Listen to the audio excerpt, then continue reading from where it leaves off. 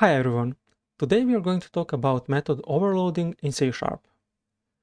As you can see, we have a simple method inside of one of the existing classes in our project.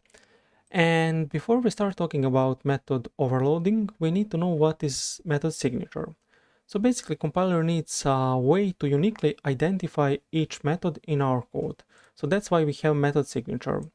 So as a part of method signature, we have method name and parameters. So if I quickly do something like this, I'm going to copy and paste this method. As you can see, compiler is complaining, but if I quickly add one more parameter, which is going to be string message, compiler is not complaining anymore because those two methods are not the same, because signature is different.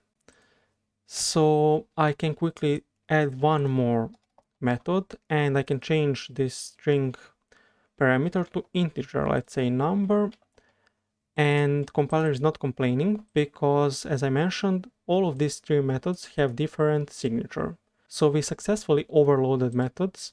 We have three methods with exactly the same name inside one class, but compiler is aware that those three methods are different. So I guess that will be pretty much it for this short tutorial. I hope that you enjoyed and see you in the next one.